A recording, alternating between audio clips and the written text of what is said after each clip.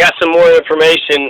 The name of the officer is Brian Mason. Brian, Brianmason, a 9-year veteran of the force, right? Veteran, as if like he's part of the military.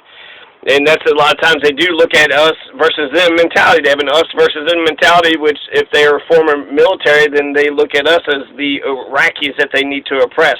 They're the boss, shut the fuck up and do as the fuck as they order and tell you what to do.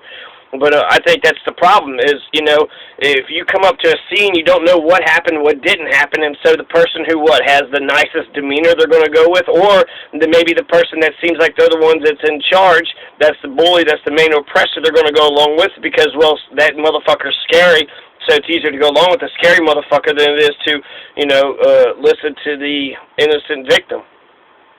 So anyways, Brian Mason, so we got the name Brian Mason. It did not say in this other article here whether or not they were wearing body cameras, so that's still a question, but we at least got the shooter. We know who the shooter is. We don't know who the other cop is. We also don't know who the other two people was involved in the case, and we also don't know who the original caller was. Who was the victim? You know, as a accused party, you have the right to be faced with your accuser. So who's the one that accused these folks of, robbing them? So I think all these people need to be outed. They need to be outed, and we need to figure out what the hell actually happened. Let's see, the kid that had died, the 13-year-old, was, what did I say? I said his name before, but they said here he was last rolled in Linden STEM Academy as an 8th grader. So STEM, science, technology, engineering, and math. Linden STEM Academy as an 8th grader, and that's King. Some guy named King. Tyree King. So Tyree King is the 13-year-old that got shot. Tamir Rice was the 12-year-old that got shot. It happened just about 2 years ago, and so now it's happening again. There's a lot of similarities, so this is going to, right or wrong, this is going to rip open a whole bunch of wounds that perhaps that has already been settled. And that's another thing, that, even though the cops had they failed to indict, so I think that the cops who killed them within 2 seconds of arriving at the scene, who killed Tamir Rice in Cleveland, so this ain't Columbus, this was in Cleveland, the grand jury chose not to indict the 2 officers involved, so they get no criminal charges whatsoever, but in April, the city of Cleveland agreed to pay $6 million to settle a civil rights lawsuit brought by the Rice family. I know no amount of money can, save a person's what price do you put on an individual? And they're priceless. Well, apparently there is a price, and it was $6 million. So $6 million, that's some justice. That is some justice. It shouldn't have happened, but that's how you eventually force the fuckers to make, they don't want to keep on paying $6 million. $6 million for, this asshole who just was trigger fucking happy. Perhaps we should have put that $6 million into some training. Perhaps we could have put $6 million into the infrastructure, of the housing or education or the job market. There's a lot of ways that we could have used that money for prevention. The emergency room medicine is so much more expensive than preventive medicine. And the same is true when it comes to justice, on the streets. So I just want to mention those 2 things. We do know the guy's name. The guy's name is Brian Mason. And then the chief is Kim Jacobs. But the chief is the one who identified Brian Mason. And Brian Mason is a 9-year veteran of the force who had recently transferred to the area. So apparently he was a 9-year veteran of being a police officer, but he was just transferred to the area. So I don't even know if he'd been a Columbus police officer for a while or not. And then they say that he's going to have mandated psychological support counseling, and he'll be given a paid vacation, most likely being, given time off. And now they're also saying it's dangerous to be a cop in these day and age.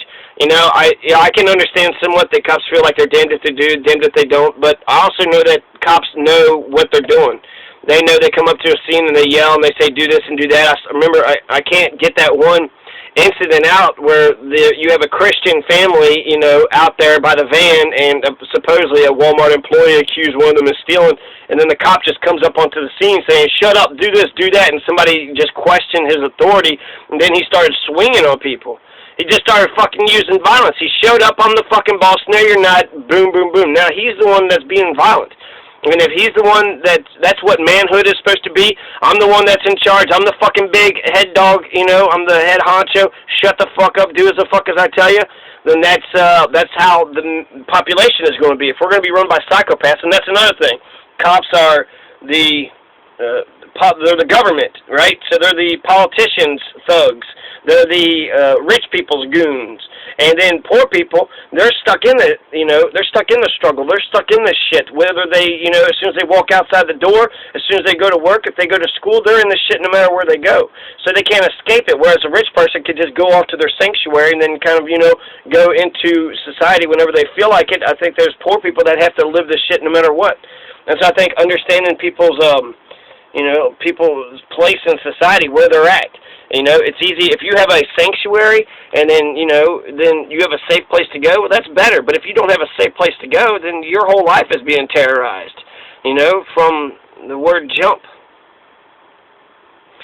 It says that our officers carry a gun that's practically identical to the weapon allegedly carried by Tyree King. Jacobs detailed the next step in the investigation. They'll review the thing, blah, blah, blah. They said there's been 13 incidents this year in Columbus, which officers had shot people. 5 were fatalities. 1 officer had been killed. King's death is once again to raise scrutiny of how police responds to reports of crimes. All right. So, yeah, we got the guy's name. The guy's name is Brian Mason.